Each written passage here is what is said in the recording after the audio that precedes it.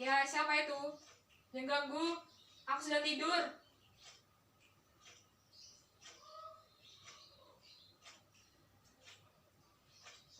Ya, siapa itu? Yang ganggu? Aku sedang tidur.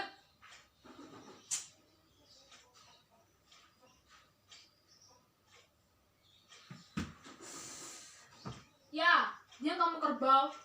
Sudah aku bilang, aku sedang tidur. Mengapa kau tidak bisa menguat tetanggamu ini? Kapan lagi aku bisa tidur kalau tidak hari ini? Nah, begitu. Diam-diam dulu saja. Seperti ini.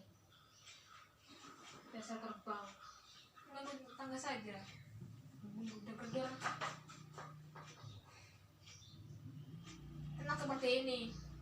Biarkan aku mendengar hari bergeser dengan segala kebosaannya. Tiap detik berhitung, aku kecap-kecap waktu dengan kenyang-kenyang. Saat itu juga, aku akan dibawa ke lapangan tembak.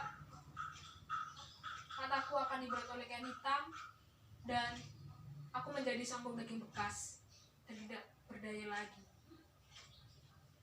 Dunia akan berjalan seperti biasa, tanpa melihat kekurangan yang sudah aku lakukan saat itu, tanpa menganggapku sebagai manusia lagi.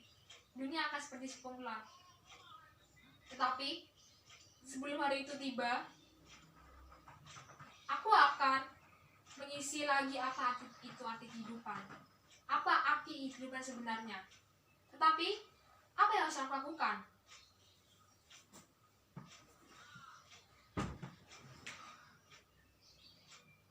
Ketika pertama kali aku melihat, yang aku lihat adalah sebuah kejahatan.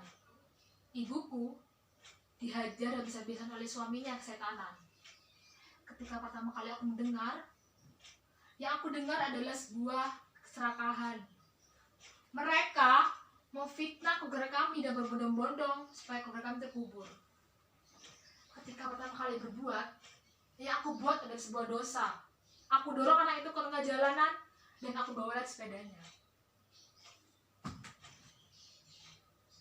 Sejak saat itu, mereka memberiku julukan bajingan. Awalnya aku tidak terima dan aku dikucilkan saat itu. Tapi aku tidak peduli. Tetapi lama-kelamaan aku menerimanya.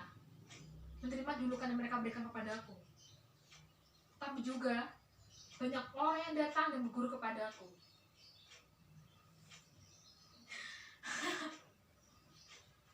Tapi di sini aku merasa kesepian dan dunia tidak menganggapku lagi sebagai manusia. Dan bukan menganggap lagi aku sebagai anaknya. Hei kau berdiri kecil, apa yang kau lakukan di sana? Kau ingin menyapaku atau hanya ingin mencuri rasunku saja? Kau tahu apa artinya dibuang dari segalanya dan diputus dari segalanya? Tidak, kamu tidak tahu. Banyak sekali di luar sana orang-orang dan manusia yang ingin memutus mata dunia dari orang-orang seperti mereka. Keserakahan. Tidak, kamu tidak berpikir. Yang kamu lakukan adalah hanya berak dan tidak berpikir. Sekarang kamu harus menjawab. Bagaimana rasanya saat kau diputus dari segalanya dan bagaimana rasanya saat kau dikunci di ruangan dan di sekelilingmu hanya bisa melihat kegelapan? Kamu akan berhitungkan. Dan orang-orang di sana berdiri melihat kita, menjuntai kakinya dan mengusap kepala kita dengan telapak kakinya. Tidak, mereka tidak lebih daripada kita.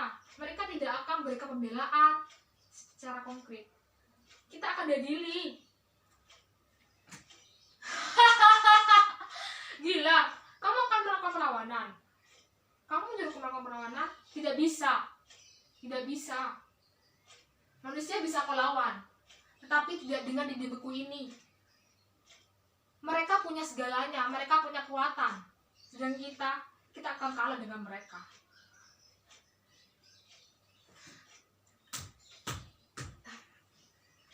Sekarang kau tidak berdaya lagi, sekarang kau mati. Gila, jika aku melakukan perlawanan orang-orang seperti mereka, yang ada, aku habis di tangan mereka. Oh, Nancy, apa yang kamu lakukan di sana? Jadi, seperti tadi kamu yang melotot dan melihatku seperti itu. Apa kabar? Bagaimana kabarmu? Istriku belepotan. Apakah ada hansip yang memperkosa kamu? Mari sayang. Mari kita berdansa dan mari bantu aku untuk menghitung dosa. Kau ingat? Yang benar. Kita pernah membuat sejarah. Dirimu yang ada dalam diriku tidak akan pernah hilang. Begitupun sebaliknya. Diriku yang ada dalam dirimu tidak akan pernah hilang juga. Kita tidak bisa menapinya dan tidak bisa berbohong lagi. Mari sayang, mari kita berdansa dan bantu aku untuk menghitung dosa yang sudah aku lakukan kepadamu.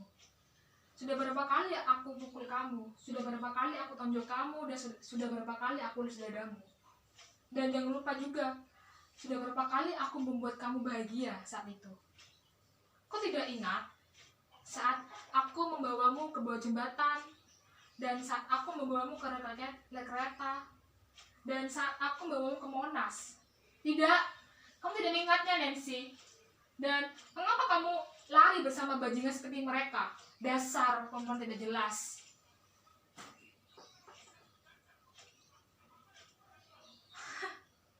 Aku ingat saat aku membawa parang dan mengejarmu di bawah jembatan. Aku tebas lehermu saat itu dan putus. Lehermu putus dari badanmu. Aku ingat dan aku tidak pernah lupa bahwa janin yang ada dalam dirimu itu juga akan mampus. Sekarang kau hanya menjadi milikku. Kamu tidak mencintaiku, Nancy. Kamu tidak pernah mencintaiku. Saat kematian telah datang kepadamu, kau tetap membenciku, Nancy. Kamu tidak mengerti. Ya matahari, kamu jangan ngece aku ya. Jangan mentang-mentang kamu tinggi dan kamu bisa mengeceku. Kenapa? Apakah bajingan seperti itu tidak boleh menangis? Tidak. Ini bukan air mata kelemahan, tetapi sebuah urusan jiwa. Kurang ajar, kamu terlalu keke ya? Lihat, sekarang aku lebih tinggi darimu, dan kamu tidak akan bisa lebih tinggi dariku, matahari. Biarkan aku membumbung lebih tinggi darimu. Biarkan aku bisa lebih tinggi darimu. Dan biarkan aku juga turun dan menyerahkan segala ini kepadamu. Saat itu, aku akan berkeliling sendiri. Aku putari lautan, aku putari daratan, dan aku putari bumi. Aku akan mencari jati diriku. Tidak bersama teman, tidak bersama saudara, dan tidak pula bersama keluarga.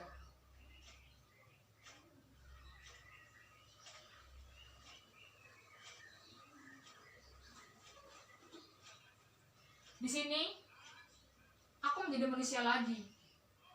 Menjadi manusia yang baru. Menjadi manusia yang baru lahir lagi. Di balik jendela, aku melihat sebuah cinta. Namun, tiba-tiba, Tuhan datang kepada aku dan berbisik. Hei Alimin, jangan lakukan. Jangan kabur, kamu ini penjahat. Selesaikan apa yang sudah kamu lakukan. Kemudian aku menjawab, tidak, aku tidak akan lari dengan kamu seperti itu. Aku ini penjahat, bukan penjahat biasa. Aku bukan anak kamu lagi, Ibu. Aku ini seorang bermuat corah. Aku memang penjahat. Dan aku ini sebuah lambang. Memang benar, di sana banyak sekali penjahat sepertiku, tetapi tidak ada yang sepertiku. Dan diberi julukan sebagai bermuat corah. Aku ini sebenarnya penjahat yang pura-pura menjadi pahlawan. Tapi aku sebenarnya pahlawan, menjadi lambang untuk mereka.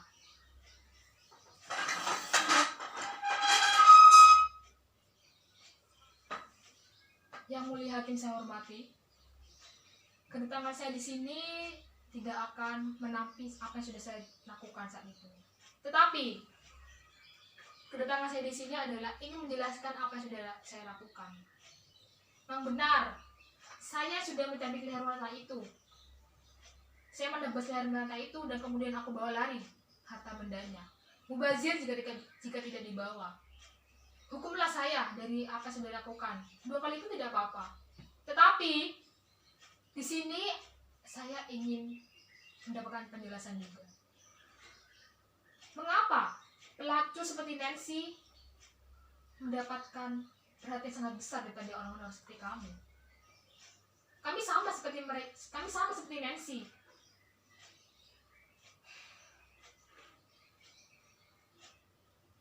Orang-orang seperti Anda, orang-orang yang mempunyai kekuasaan di sini, hanya tertawa melihat nasib kita yang akan saat itu akan diadili. Oh Bapak, selamat datang. Silakan masuk. Maaf, rumah saya berantakan. Oh, masalah itu sudah saya urus Bapak. Badannya sudah saya potong-potong jadi 3 dan saya buang sisanya ke sungai dan satunya saya buang ke rawa. Rawa? Oh benar, tentu saja. Saya ingin menyulitkan pencarian para polisi agar mereka tidak bisa mencari dengan baik dan benar. Apa? Salah sasaran. Tapi Bapak memberikan ciri-ciri kepada saya, anak dengan kaos loreng-loreng dan juga banyak anting. Saat itu saya dorong ke jalanan dan saya bawa pelan sepedanya Bapak. Bagaimana bisa Anda tipu saya? Anda menipu saya. Ya Tuhan. Jadi aku kena tipu. Ya Tuhan. Anak itu baik sekali Bapak. Aku ini seorang bajingan, bagaimana bisa aku bisa ditipu olehmu? Ya Tuhan, aku salah. Tapi bukan aku yang melakukannya. Ada orang lain yang masuk ke tubuhku. Setan. Aku tidak akan bisa melakukan itu. Bajingan sepertiku memang pantas dihukum mati. Bapak ibunya sangat baik kepada saya Bapak.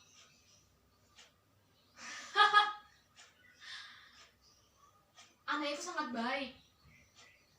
Anak itu sering memberikan saya rokok, sering memberikan saya minuman, dan juga sering memperkenalkan saya kepada teman-temannya. Menjadi orang baik, bukan sebagai Bung Alimin yang terkenal sebagai perkosa dan pembunuh. Bagaimana ini Bapak?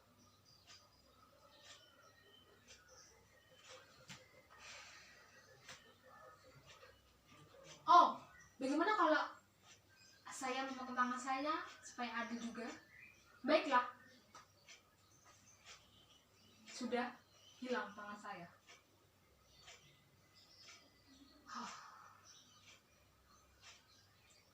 Aku jadi ingat saat itu. Para hansip dan para tangga di lingkungan sekitarku berbondong-bondong memfitnah aku. Jika ada kejadian kebakaran, pasti bengkelnya aku. Jika ada pemerkosaan, pasti pelakunya aku. Dan jika ada perampokan, pelakunya pasti aku.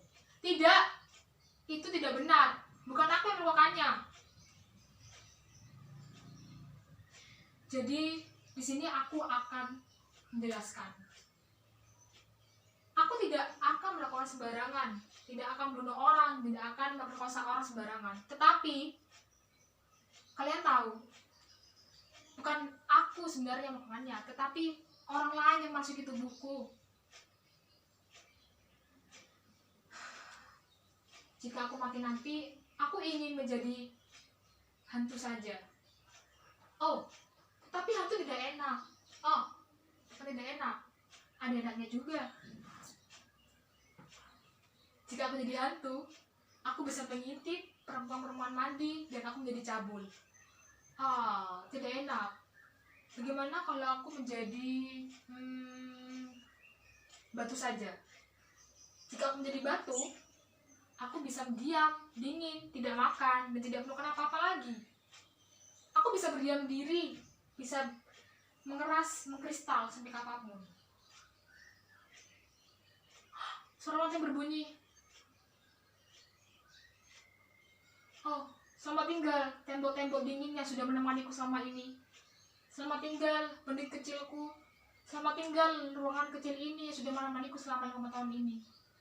Hari ini, aku akan diadili dan aku akan ditembak. Mataku akan dibalut oleh kain hitam. Sekarang aku tidak bisa menampil lagi dan Tuhan tidak bisa menolongku.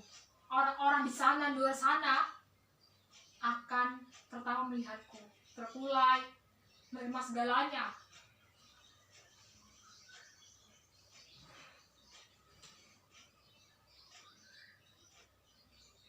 Dasar masih tidak untung. Kamu tidak bisa ya minta tolong atau bagaimana? Kamu itu sangat bodoh dan tolol. Baiklah, ini saatnya aku akan menghadapi semuanya. Selamat tinggal dunia.